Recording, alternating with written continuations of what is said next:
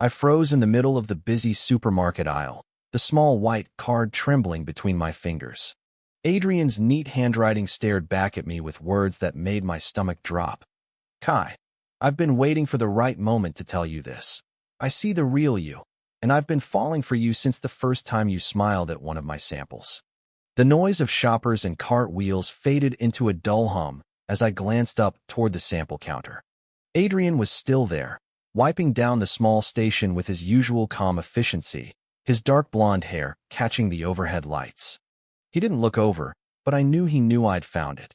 4 months now, he'd been doing this, slipping an extra piece of whatever he was demonstrating into my bag, sometimes with a quick joke or a knowing nod.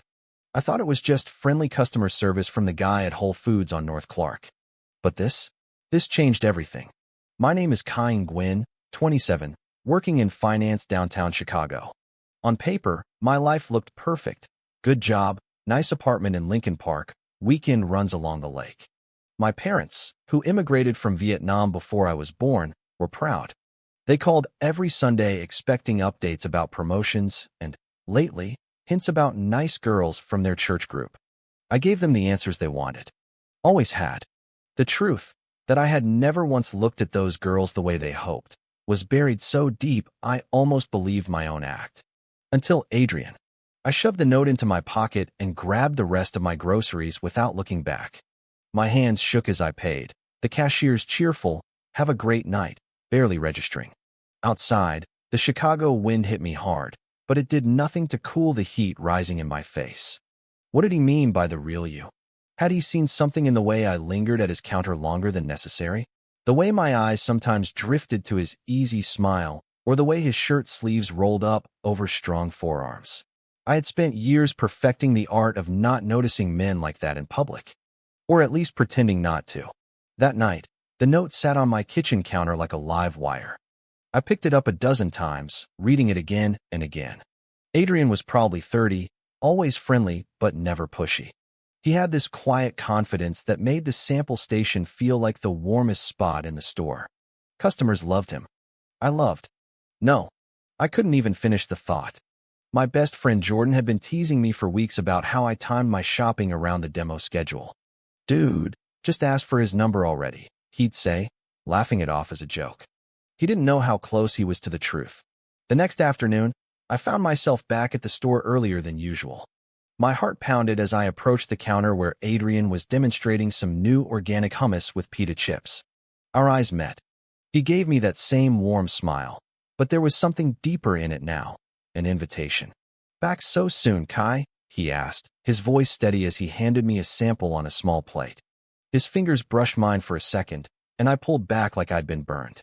"Yeah, forgot something yesterday," I mumbled, popping the hummus in my mouth to avoid saying more. It was good, garlic and lemon bright on my tongue. He leaned in slightly, lowering his voice under the store music. "Did you read it?" I nodded, unable to speak. The store suddenly felt too bright, too loud. People moved around us, but it was like we were in our own bubble. Adrian glanced at his watch. "My shift ends in 20. If you want to talk, I'll be at the coffee shop across the street." No pressure. I didn't answer. I just grabbed a few things I didn't need and left the store like I was being chased. But 20 minutes later, I was sitting in the coffee shop anyway, staring into a black coffee I didn't even want. When Adrian walked in, shedding his store apron, he looked different, more real, less like the friendly employee and more like a man with his own story. He slid into the seat across from me. "Thanks for coming. I know that note was probably a shock." "You could say that," I managed. "How? How did you know?" Adrian shrugged, his blue eyes honest. "I've been where you are. The careful distance, the way you watch everyone but never let anyone see you watching back. Plus, you always light up a little when you stop at my counter." It wasn't hard to recognize. We talked for over an hour. He told me about growing up in a small town in Wisconsin, coming out at 19 after years of the same hiding I was doing now. His family had struggled but eventually accepted him. Mine? I couldn't even imagine saying the words out loud to them. The conversation flowed easier than I expected, about favorite books, bad first jobs, the way Chicago winters made everything feel heavier. When we finally stood to leave, Adrian didn't push for more. "Think about it, Kai. If you want to grab dinner sometime, no labels, no rush. Just two guys talking. I nodded, my mind racing as I walked home through the darkening streets.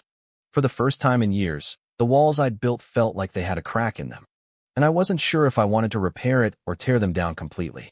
The following week was torture. Work deadlines piled up. My mother left voicemails about a family friend's daughter who was very successful and single, and Jordan kept texting me memes about guys who spent too much time at the grocery store.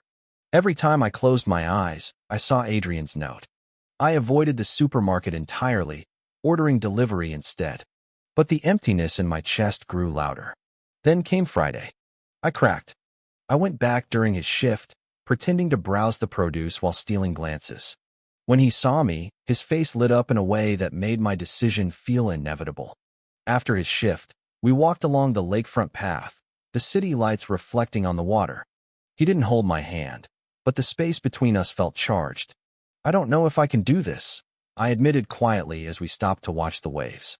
My family. They have all these expectations. I'm supposed to be the successful son who carries on the name, marries a nice girl, has kids. Adrian listened without interrupting, his presence steady. I get it. Coming out isn't a one-time thing. It's every day you choose to be honest with yourself. But Kai, living half a life, it eats at you. I know because I tried it too. His words hit hard. That night, back in my apartment, I pulled out the note again. The words blurred as tears stung my eyes for the first time in forever. Maybe Adrian was right. Maybe it was time to stop pretending. The next morning brought no clarity, only the same restless ache that had kept me up half the night.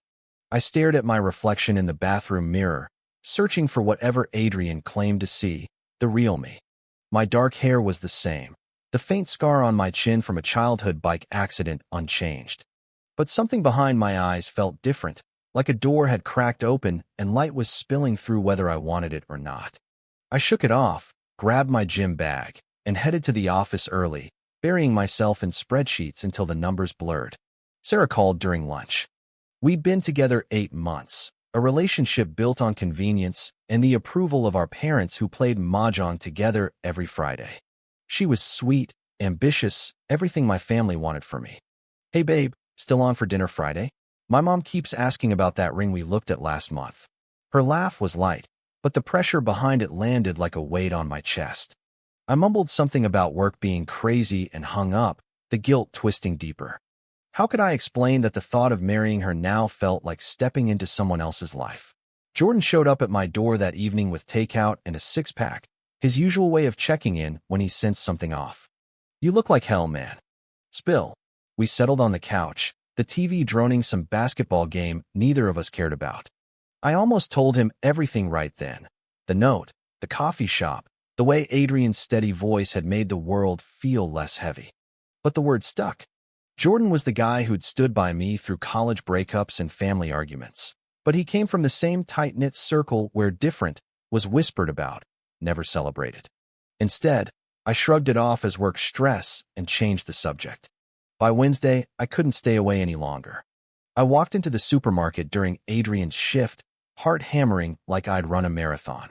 He spotted me immediately, his smile softening the edges of my panic. Hey, thought you might have ghosted for good. There was no accusation in his tone, only quiet understanding. We stepped outside after his break, sitting on a bench near the parking lot where the city traffic hummed in the background. I didn't ghost, I said, staring at my hands. I have a girlfriend. Sarah. And my parents, they're old school. Coming here from Vietnam, they sacrificed everything for the American dream. Telling them this would break their hearts. The words tumbled out faster than I intended, raw and honest in a way I'd never allowed before. Adrian nodded slowly, his shoulder brushing mine for the briefest second. I get family pressure. Mine almost stopped talking to me when I came out. Took years to rebuild. But Kai, you can't live for them forever. That note wasn't about forcing anything. It was about giving you a choice you didn't know you had. We talked until the streetlights flickered on. He shared stories of his first clumsy date after coming out, the freedom that followed even through the pain. I listened, feeling pieces of myself shift into place. When we parted, he didn't ask for more, just a simple see you around. But that night, lying awake, I replayed every word. For the first time, the idea of a life without pretending didn't feel impossible. It felt terrifying and necessary all at once. Thursday brought the first real crack in my careful facade. My mother called earlier than usual, her voice bright with news of a cousin's engagement. "When are you going to make us grandparents, Kai? Sarah is such a good girl." I mumbled an excuse and hung up, the phone heavy in my hand. The weight of their expectations pressed harder now, colliding with the quiet pull I felt toward Adrian. I texted Jordan for a drink, needing the distraction, but even as we laughed over old stories at the bar, my mind drifted to the sample counter and the man behind it who saw me clearer than anyone ever had. By the weekend, the pull won. I showed up at the store again, this time with a plan. Adrian was demonstrating cheese pairings, his laugh carrying over the aisle as he chatted with an elderly customer. When our eyes met, something electric passed between us. After his shift, we grabbed coffee again, but this time the conversation turned personal. I told him about the pressure to be the perfect son, the way I'd dated girls to keep everyone happy. He shared his own struggles with acceptance in a small town. The connection felt real, solid. Yet as I walked home, doubt crept back in. Was this curiosity or something deeper? And what would it cost me if I let it grow? The following Monday, Sarah surprised me at work with lunch. Her smile was warm, but my responses felt mechanical. When she leaned in for a kiss goodbye, I pulled away slightly, the gesture small but loaded with guilt. "Everything okay?" she asked, concern flickering in her eyes. I nodded, but inside, the walls were crumbling faster than I could rebuild them. Adrian's words echoed in my head. "Living half a life eats at you." I was starting to believe him. 2 weeks blurred into a rhythm I both craved and feared. Adrian and I met after his shifts twice more, always casual, walks by the lake, quiet talks over bad diner coffee. Each time, the conversation peeled back another layer of the armor I'd worn for years. He never pushed, never labeled what we were doing, but his presence alone made me question everything. One evening, as rain pattered against the diner window, he asked gently, "Have you thought about telling anyone? Even just Jordan?" I shook my head, the fear of losing my best friend too raw. Jordan had been my rock since freshman year. The idea of his disappointment felt like another betrayal waiting to happen. Work suffered. I stared at financial reports, my mind replaying Adrian's laugh, the way his eyes crinkled when he remembered my favorite sample flavor. Sarah noticed the distance first. During our usual Friday dinner, she set down her fork and looked at me across the candlelit table. "Kai, you've been somewhere else for weeks. Is it work? Or us?" Her voice cracked on the last word, and the guilt hit like a wave. I reassured her it was stress, but the lie tasted bitter. Later that night, alone in my apartment, I stared at the note still hidden in my drawer. Adrian's handwriting felt like an anchor in the storm I was creating. The misunderstanding started small, but grew fast. Jordan invited me to a pickup basketball game on Saturday, the kind of normal guy thing we'd done for years. Halfway through, sweating under the gym lights, he pulled me aside during a water break. "Dude," Sarah called me. "She's worried you're pulling away. What's going on? You meet someone else." His tone was teasing at first, but when I hesitated, his eyes narrowed. "Wait, seriously? Who?" I brushed it off as nothing, but the seed was planted. Jordan, loyal as ever, started watching me closer, asking casual questions about my grocery runs that now felt loaded. By midweek, the pressure from home intensified. My father called, his voice gruff over the phone line. "Your mother and I are planning a family trip next month. Bring Sarah, we want to talk about your future." The expectation hung heavy, traditional values clashing with the quiet awakening happening inside me. I agreed out of habit, but afterward I drove straight to the supermarket, needing Adrian's steady presence like air. He was behind the counter as usual, but this time his smile faltered when he saw my face. "Rough day?" he asked softly, handing me a sample without the usual flair. We talked in the parking lot again, the city lights blurring through the rain. I told him about the family call, about Sarah's worry, about Jordan's questions. Adrian listened, then shared his own past betrayal, how a close friend had outed him in college, leading to months of isolation. "I almost went back into hiding," he admitted. But hiding didn't fix anything. It just delayed the pain. His honesty cut deep. For the first time, I reached out and squeezed his hand briefly, the touch sending a spark through me that I couldn't deny anymore. The turning point came unexpectedly on Thursday. I arrived at the store during a slow hour and found Adrian in the back stockroom, not behind the counter. He looked shaken, a box of samples scattered at his feet. "Rough shift," he muttered, but his eyes told a different story. When I pressed, he revealed a small secret he'd kept hidden, an old photo in his wallet from years ago, a picture of us at a mutual acquaintance's party long before I ever noticed the sample counter. "I recognized you the first day you walked in," he confessed quietly. "Didn't want to scare you off." The revelation stunned me, not betrayal, but a depth of feeling that made my own fears feel small. Yet doubt lingered. That night, Sarah texted asking if we could talk. Jordan sent a message too. "Call me when you're ready, man. Whatever it is, I'm here." The support felt fragile, like one wrong step could shatter everything. I lay awake wondering if opening up to Adrian was worth the risk of losing the life I'd built. The psychological tug-of-war intensified, every decision carrying the weight of who I might become if I kept going. The weekend brought a brief respite. Adrian and I met at a quiet park, away from the store's familiarity. We talked for hours about dreams, his of opening a small cafe someday, mine of finally feeling at peace in my own skin. When he walked me to my car, the air between us hummed with possibility. But as I drove home, the family expectations and Sarah's unspoken questions loomed larger. The conflict inside me was no longer quiet. It was a storm building towards something I couldn't outrun much longer. The storm broke on a Tuesday that started like any other. I woke to a text from Jordan. "Coffee after work? Need to talk." His tone through the screen felt off, but I pushed it aside, focusing instead on a big client meeting. Adrian had texted earlier too, a simple, "Thinking about you. Shift ends at 7 if you're free." The warmth of his words carried me through the day, a secret lifeline amid the corporate grind. By evening, though, the weight of secrets pressed harder than ever. I met Jordan at our usual spot downtown, the cafe buzzing with after-work crowds. He looked serious as he slid into the booth, no jokes this time. "Sarah called me again. She's convinced there's someone else, Kai. And the way you've been acting." "Dude, is it that guy from the supermarket?" The question hit like a punch. I froze, the coffee turning cold in my hands. Jordan's loyalty had always been absolute, but now his eyes held a mix of concern and something sharper, disappointment. "I saw you two talking last week. Looked pretty intense. If you're, figuring stuff out, you can tell me. But don't lie to Sarah. She's good people." The misunderstanding spiraled from there. I denied it at first, claiming Adrian was just a friend, but Jordan wasn't buying it. "Man, your family would lose it. Your dad still talks about carrying on the family name like it's 1950. His words stung because they echoed my own fears. We parted on uneasy terms, the friendship that had always been my safe harbor now feeling strained. That night, I canceled plans with Sarah, the guilt compounding until I felt sick. Adrian's secret photo revelation from days earlier replayed in my mind. Innocent on his part, but now everything felt exposed. The betrayal came Friday when my sister texted out of nowhere.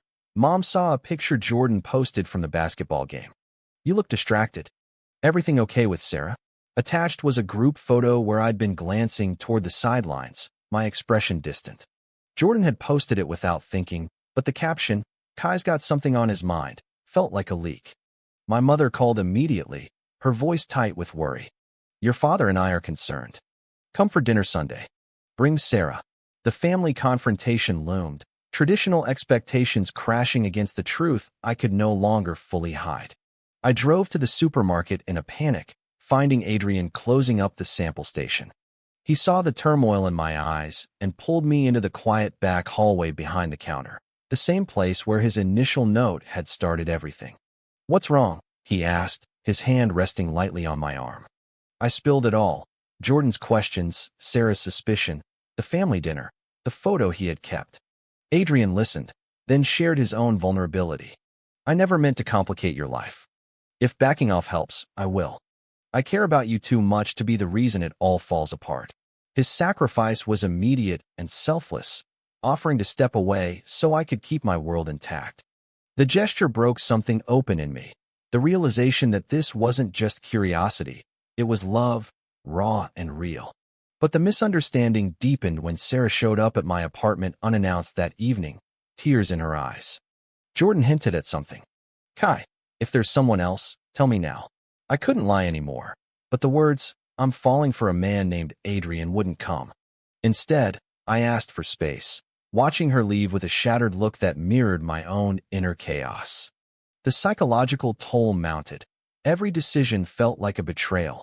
To Sarah, to my family, to Adrian, and worst of all, to myself. Sunday's family dinner was a minefield. My parents' cozy suburban home smelled of pho and expectations. They greeted Sarah warmly when she arrived despite my warning, but the tension was thick. My father pulled me aside after dinner. Son, a man provides stability. Don't throw that away. His words, rooted in the sacrifices of their immigrant journey, cut deep. I left early, driving straight to Adrian's small apartment across town. He opened the door without question, pulling me into a quiet hug that said everything words couldn't. In that moment behind the counter's shadow still lingering in my mind, the secret that had shocked me initially now felt like the only truth worth fighting for. Yet the rifts with Jordan and Sarah, the family pressure building, made me wonder how much more I could sacrifice before everything shattered. The weeks that followed the family dinner tested every limit I thought I had. Adrian kept his word about giving me space, but the absence only clarified how much I needed him. I threw myself into work, hoping numbers could drown out the chaos, but late nights at the office ended with me staring at my phone, rereading our old texts. Jordan's messages grew sparse. Our friendship, once effortless, now strained by the secret he suspected but couldn't confirm. Sarah stopped calling altogether after one final, painful conversation where I admitted I needed time to figure myself out. The guilt was crushing, a constant reminder of the lives my indecision was hurting. The major turning point arrived on a rainy Thursday when Adrian's text came unexpectedly. I put in my notice at the store. Starting a new job upstate next month. Wanted you to hear it from me. My heart dropped. Behind the counter where everything began, he had chosen to sacrifice his familiar routine to remove himself from my complicated world. I raced to the supermarket during his final shift, the fluorescent lights blurring as I pushed through the crowd. He was there, packing up samples with the same careful hands that had first reached out to me. Adrian, you don't have to do this, I said, voice breaking in the quiet stockroom. He turned, eyes steady despite the sadness. Kai, I see how torn you are. Your family, your friends, they matter to you. I won't be the reason you lose them. This is my choice, not a punishment. His sacrifice hit harder than any confrontation. In that moment, standing behind the counter that had once held only samples and secrets, I saw the depth of his love and my own cowardice. I grabbed his hand, the touch no longer shocking but grounding. Don't go. Not yet. I need to face this. With you. We left together, driving through the rain to his apartment where the conversation poured out for hours. I confessed the full extent of my fear. The immigrant parents who had given up everything for my normal future, the societal whispers I'd internalized since childhood, the way Adrian's presence made me feel seen for the first time. He shared his own scars, the friends who'd faded after his coming out, the loneliness before Chicago. The emotional climax built as we sat on his couch, the city lights flickering outside. I love you, Kai, he said simply, the words hanging in the air like a lifeline. For the first time, I said it back, the truth freeing and terrifying all at once. But the fallout wasn't over. Jordan called the next day, his voice tight. I told your sister about seeing you with Adrian. She mentioned it to your mom. They're worried, man. I thought I was helping. The betrayal, unintentional yet devastating, forced the secret into the open. My parents demanded a family meeting that weekend. The drive to their house felt like walking into battle, Adrian waiting in the car outside for support I hadn't yet earned. Inside, the air was thick with unspoken pain. My mother cried softly as my father spoke of disappointment and tradition. We came here for you to have better. Not this. The words stung, but Adrian's sacrifice had given me strength. I stood my ground, explaining the years of hiding, the love that had finally made me whole. It wasn't acceptance yet, just the beginning of understanding. My sister hugged me awkwardly afterward, a small bridge forming amid the ruins. As I left, Adrian met me at the door, his presence steady. The major shift in my fate wasn't dramatic fireworks, but this quiet decision to stop running. Psychological growth came in waves. Guilt over Sarah and Jordan mixed with a profound sense of finally being authentic. The following days brought tentative steps forward. Jordan reached out, apologizing for the leak, our friendship mending slowly through honest talks. Sarah sent a message wishing me well, her grace a reminder of the kindness I'd taken for granted. Adrian stayed by my side, his love a constant without demands. The turning point had changed everything, not erasing the pain, but giving me the courage to face the consequences head-on. Months passed in a blur of small victories and lingering shadows. Adrian started his new job but kept his apartment in Chicago, choosing to stay close rather than disappear upstate. We built something real, quiet dinners, long walks where conversations flowed without the weight of secrets. The supermarket counter where it all began became a place we visited together sometimes, laughing now at how a simple note had rewritten our lives. My family dinners grew less tense. My mother still asked careful questions, but the door to understanding cracked wider each time. My father even nodded once when I brought Adrian by for a short visit, a silent acknowledgement of the man who had helped their son find peace. Jordan fully reconciled after a long night of beers and honesty. I was scared for you, man. But seeing you like this, happy, makes it worth it. His loyalty, tested and strengthened, reminded me that true friends adapt. The societal pressures didn't vanish. Sideways glances at restaurants or awkward family gatherings still happened.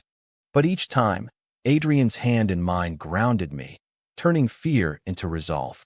The misunderstandings that once threatened to destroy us became stories we told with softer edges, proof of how far we'd come. One crisp autumn evening, we stood at the lakefront where our first real talk had happened. Adrian turned to me, the city skyline glowing behind him. "No regrets?" he asked, his smile the same warm one from the sample counter. I pulled him close, the embrace answering without words. The journey of identity, love, and acceptance had been messy, full of sacrifices, betrayals, and hard truths, but it had led me to this, a life where I no longer hid. My growth wasn't perfect. Moments of doubt still crept in during quiet nights. Yet facing myself had brought a freedom no traditional expectation could match. As the seasons changed, my parents invited Adrian to Thanksgiving, a small but monumental step. Sarah had moved on, finding someone new, and sent a card wishing us well. The circle of relationships, once rift, was healing in its own imperfect way. Standing there with Adrian, watching the waves, I realized the secret behind that counter hadn't just shocked me, it had saved me. Was choosing honesty with Adrian the right decision? Or did the cost to his family ties prove some secrets should stay buried? True or false?